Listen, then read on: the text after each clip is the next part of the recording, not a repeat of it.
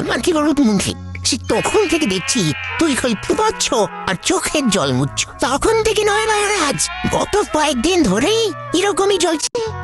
মনে হচ্ছে খুব কষ্ট পেয়েছেন নাকি দুঘা খেয়ে এসেছেন সেটা খোঁজ নিয়ে দেখলে হতো। তার মানে আমার কি মহারাজ, কত লোকে কত কি নিয়ে আসে। মন্ত্রী মশাই মুর্শিদাবাদ থেকে গায়ে গতরে ব্যথা নিয়ে এসেছে। তাই নাকি বলছি? তা ব্যথাটা এখন ঠিক কি অবস্থায় আছে? মানে টাটকা না বাসি?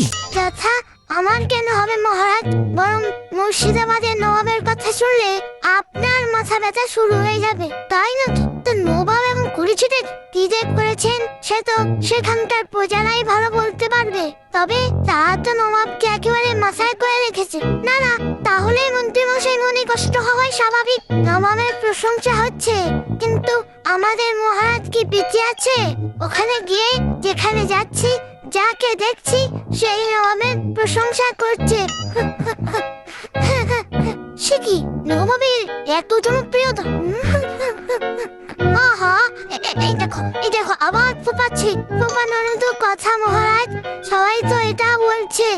আজ আরই কান ভাব, নবাবের নেই কো জবাব। আমার তো মনে হচ্ছে এখানে কান্নাকাটি করে বাড়াবাড়ি রাগ করা তাই মন্ত্রী মশাই করছেন। কেন আরে মন্ত্রী আমার কি করলো? ভোপান যেটা বোঝো না সেটা নিয়ে মিছেমিছি ভেজর করো না তো। সেটাই তো বলছি, ভাজাভাজি যা করার তা তো আপনিই করছেন মন্ত্রী মশাই।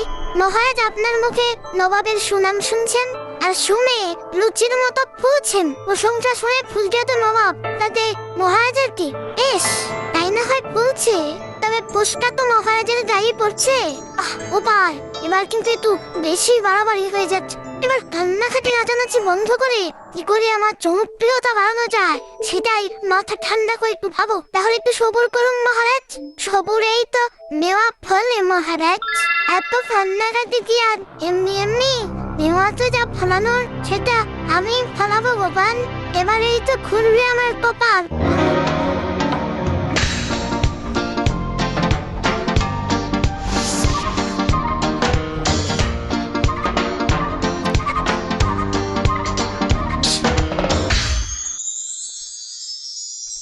দেখতে এই ঘরে ঢুকলাম, কোথায় বউ এসে জল বাতাসা দেবে, পাখা নেড়ে বাতাস করবে, তা নয় উল্টা আর নাক ফুলিয়ে মুখ ভার করে ঘুরছে। ওই সেই কবে থেকে বলছি আমার রোগা হাতের জন্য এক কাছে মোটা চুড়ি গড়িয়ে দাও।